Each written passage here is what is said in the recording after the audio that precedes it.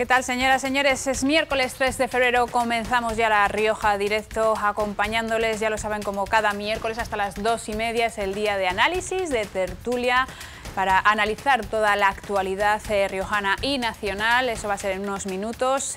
Antes, bueno, destacar el descenso generalizado de los casos activos en los municipios riojanos. En casi todos decimos y hablamos porque, bueno, hay algunos que han sumado casos, como ha sido Alfaro, con 5 casos activos más, o Arnedo, con 14 casos activos más, llegando hasta los 50. Hoy vamos a poner el punto de atención en una noticia que conocíamos ayer, y es que el Consejo de Ministros ha aprobado que el COVID-19 sea considerado como una enfermedad profesional, algo muy valorado muy positivamente por el personal sanitario. Nosotros hemos querido recoger esas impresiones. Mi compañera Ainara Domingo se ha ido hasta el Colegio de Enfermeros y Enfermeras de La Rioja. Ainara, para explicarnos sobre todo qué significa esta noticia. Pues sí, Elsa, ayer mismo el Consejo de Ministros aprobó que el COVID-19 sea declarada como enfermedad profesional para los sanitarios. Una noticia bien recibida para el ámbito sanitario y sobre todo para los enfermeros y enfermeras de aquí en La Rioja. Estamos con Javier Soldevilla, vicepresidente del Colegio de Enfermeros y Enfermeras de La Rioja. ¿Qué tal? Buenas tardes. Muy bien, muy buenas tardes y bueno, alegres con esta noticia. De vez en vez no está mal recibirlas y creo que ha sido un espaldarazo para todas aquellas millares de profesionales sanitarios, muchísimas enfermeras, mayoritariamente enfermeras, que hemos tenido que caer también en las redes de este virus. Una buena noticia. ¿Qué es lo que supone a efectos prácticos para que la gente entienda, Javier? ¿Qué supone que sea declarado el COVID como enfermedad profesional para los sanitarios? Bueno, yo creo que es un salto cualitativo por una razón estrecha, muy ligada, no tanto a la percepción retributiva, que también hay una pequeña diferencia en cuanto a una enfermedad común o a un accidente laboral, sino sobre todo por tener un seguro, si me permiten, de lo que puede pasar. Esto nos da un amparo a que mañana, ante posibilidad de complicaciones que todavía desconocemos, tanto desconocemos de esta crisis sanitaria, de este virus, que no nos puedan dejar, digamos, descubierto.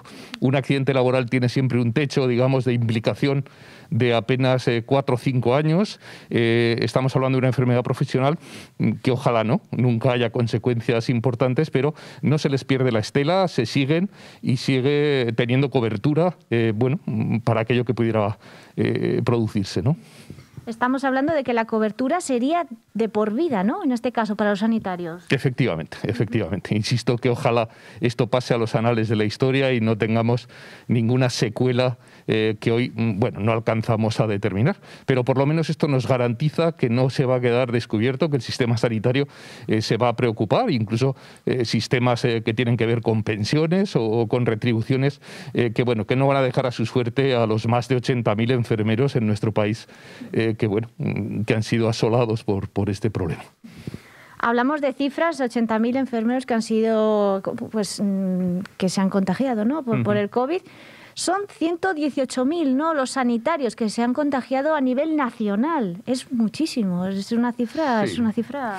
Bueno, es una cifra espantosa como todo en esta crisis, ¿no? Pero yo creo que quizá, y más en la primera ola, donde nos pilló a todos, con un desconocimiento absoluto, hubo una gran tormenta de profesionales afectados. No quiere decir que muchos de nosotros hayamos también padecido la infección en la segunda o incluso en la tercera ola, pero hay que pensar que estamos en primera línea de fuego, que realmente, a pesar de que te protejas con toda la instrucción y con todo el celo que han visto todos en estos meses, el contacto es muy estrecho, tienes intervenciones que requieren de una proximidad que no vamos a negarles, y eso también hace que se multiplique un poco el riesgo para todos nosotros.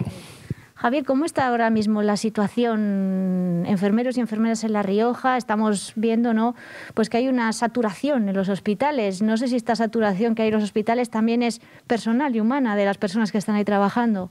Bueno, yo creo que esa sobrecarga es más que entendible. Es un año de lucha denodada, de trabajo intenso en los hospitales, dentro de las áreas de los hospitales quizá siempre aparece en escena y con razón las unidades de cuidados intensivos, pero también no pierdan la vista a los que están en la atención continuada, en la atención primaria, en los domicilios, un poco intentando paliar porque tiene muchas caras, muchas aristas esta enfermedad, y realmente hay personas que se juegan la vida cotidianamente, hay personas que están enclaustrados en sus casas con enfermedades crónicas, y allí tiene que haber un personal sanitario, y ahí yo creo que estamos dando el do de pecho todos los profesionales sanitarios. Voy a hablar de la disciplina que me compete, las enfermeras es un ejemplo, y después de un año de día a día de esa lucha denodada, hay cansancio, sí.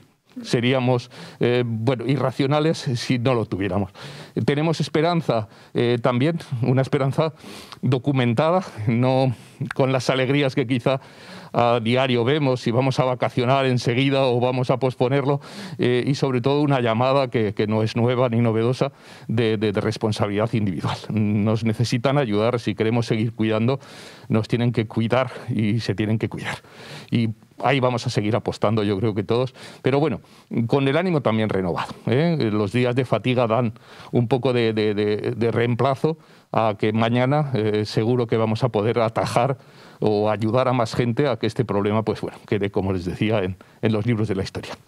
Javier, muchísimas gracias y sobre todo por contagiarnos, ¿no?, este ánimo viniendo de un profesional sanitario también. Yo creo que es lo más terapéutico que hoy tenemos, el ayudarnos entre nosotros. Gracias a ustedes. Pues Elsa, aquí nos quedamos, enfermeros, enfermeras, pero lo que nos quedamos con este mensaje de Javier, ¿no?, que no decaigan ánimo y seguro que vienen tiempos mejores, pero eso sí, responsabilidad, que entre todos tenemos que cuidarnos. Pues muchísimas gracias, Ainara, y enhorabuena. Buenas noticias para el personal sanitario, como les decíamos. Es el momento, como les hablábamos antes, de tertulia, de la mano de mi compañero Carlos Santamaría, que tratarán temas como, por ejemplo, las vacunas, que, por cierto, también hay que decir que han pegado un acelerón conforme a las dosis recibidas. Ya llevamos el 92,4 a fecha de hoy de las dosis recibidas puestas, y 3.478 personas ya con las 2 dosis completas. Estas noticias, el patrimonio de La Rioja, las novedades de que ha contado la presidenta hace unos minutos en rueda de prensa, y la creación de ese organismo especial para la gestión de fondos europeos, y la sustitución de Mario Herrera por Sara Carreño, seguro que son algunos de los temas que van a tratar en la tertulia en el día de hoy. Gracias.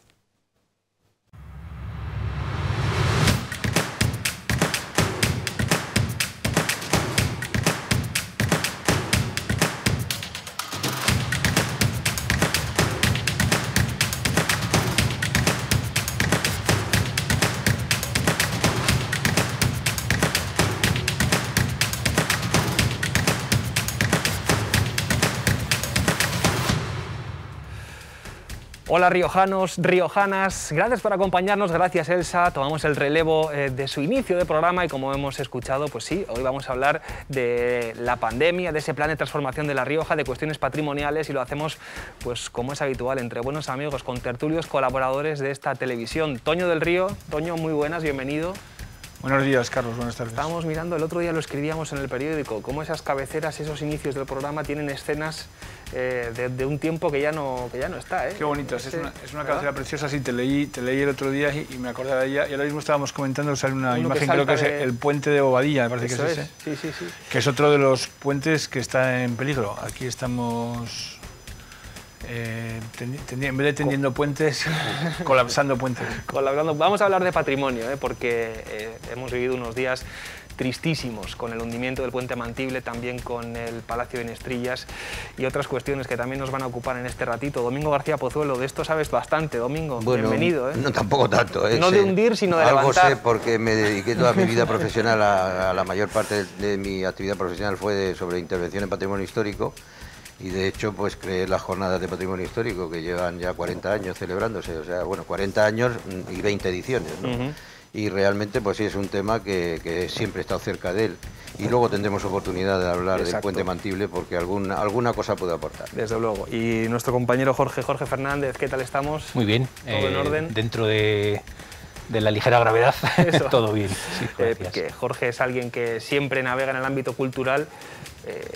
Las piedras también son cultura y nuestro patrimonio histórico es cultura a pesar de que no se lo quiera valorar muchas veces, ¿no? Por supuesto, sí. Vamos, luego hablaremos, pero esta es una de las situaciones, yo creo que de típica esquizofrenia del ciudadano, de gran voluntad de querer conservar el patrimonio, pero al mismo tiempo no llegar a alcanzar a poner los medios suficientes para conseguir esos fines, ¿no? Exacto. Bueno, pues vamos a arrancar ya el programa. Como saben, antes de La Rioja Directo les hemos ofrecido el inicio de esa comparecencia de Concha Andreu y de José Ignacio Castresana, en el que han desgranado las principales líneas del plan de transformación de La Rioja. Así lo han bautizado, así lo han llamado, y consiste, bueno, pues en una estrategia de región, el Ejecutivo riojano, que va a coordinar de forma transversal con ese nuevo órgano de transformación, sobre todo con el objetivo de conseguir financiación de la Unión Europea y conseguir salir de esta crisis provocada por la pandemia mundial del coronavirus. ¿Qué os parece lo que os ha dado tiempo a ver, Toño, Domingo, Jorge, de esta estrategia regional que tiene ese fin, ¿no? Que vengan los euros, que vengan los billetes y que salgamos poquito a poco de esta situación? Bueno, de momento ya hemos hecho algo, hemos creado el órgano.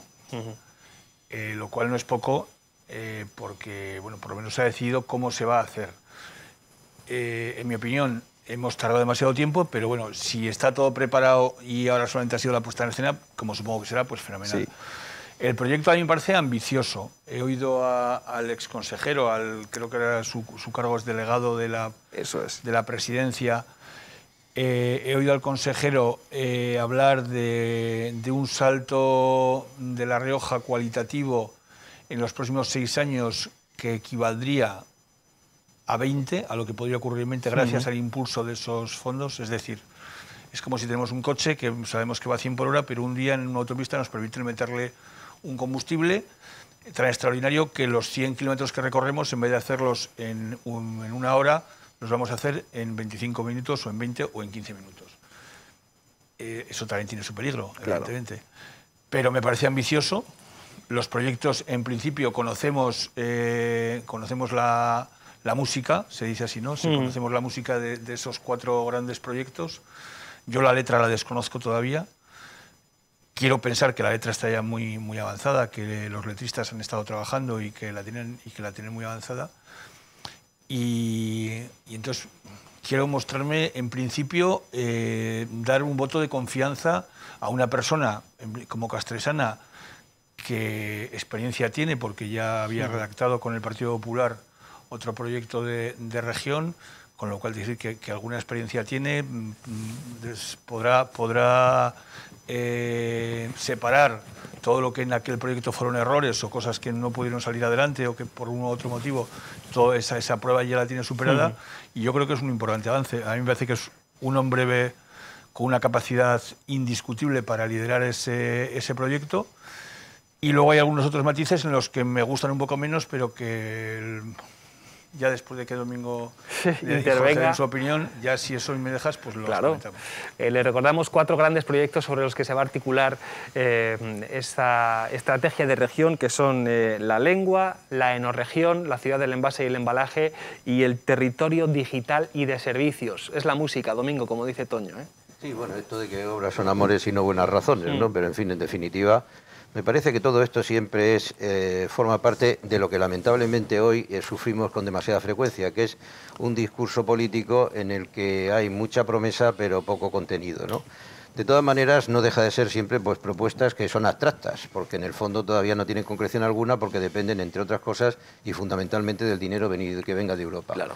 Y el dinero que venga de Europa tendrá que va a estar fiscalizado, y esa fiscalización supone pues que tengan que ajustarse a los parámetros para los que realmente la Unión Europea puede conceder ese tipo de... Perdona que te corte, de ahí es la importancia de este órgano que se ha creado. Es que era fundamental, porque si no había órgano, no había euro de Europa. En ello insisto, o sea que realmente pues pues claro, si no se hacen las cosas bien aquí y no se ponen los mimbres necesarios para crear el cesto, pues realmente difícilmente podríamos luego pedir que nos llegara el dinero europeo.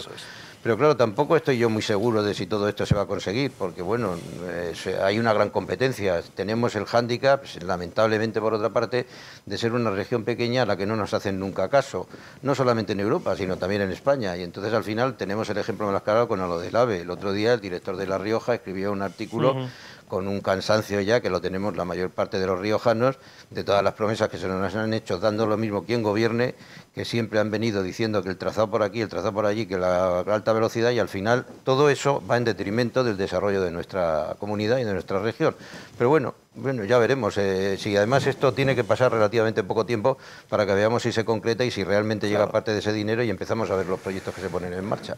Domingo resume su intervención en ya veremos, está bien. Toño dice, me suena bien, vamos a ser optimistas, vamos a dar un voto de confianza. Jorge, ¿cuál es tu sensación? Pues tendré que hacer una mezcla de las dos cosas. Distancia. Claro, distancia, decíamos antes. No, yo creo que desde luego es una buena idea crear un órgano que coordine las acciones a las que se pueden dedicar todos estos fondos. Me parece que es fundamental la idea de que estos fondos no se queden en la construcción de infraestructuras o en la subvención de sectores y que luego eso se vaya desinflando poco a poco, sino que lo que hay que hacer es aprovechar que esa inyección económica tenga la dimensión que tenga, sirva para transformar la estructura económica de La Rioja y que eso sea un cambio permanente que pueda durar en el futuro. Y luego, bueno, pues es cierto que con cierta edad uno acoge las promesas entusiastas de los políticos con cierto escepticismo. Si nos quedáramos en un avance de 10 años, pues ya estaría bien, ¿no? Claro, ojalá, o de 5. Es que todavía peco de juventud. A ver, claro. Lo que querías matizar, que decías, luego desarrollo alguna idea más. A ver. Bueno, que me sorprende de alguna forma que en un gobierno que se presenta con mucho orgullo como un gobierno progresista de izquierdas, al final quizás la herramienta más importante de la que va a poder disponer para materializar políticas realmente progresistas y avanzadas y, entenderme la palabra, revolucionarias, es decir, esa nueva Rioja, pues que yo creo que ahora mismo está en manos quizás de la parte más conservadora, más moderada del gobierno, que es el propio José Ignacio Castresana, colaborador del Partido Popular hasta hace 4 días, y bueno, pues todo lo que se mueve alrededor del gabinete de presidencia, desde Eliseo Sastre, un hombre hoy militante del PSOE, pero hasta anteayer militante del Partido Popular y del Real Madrid, y...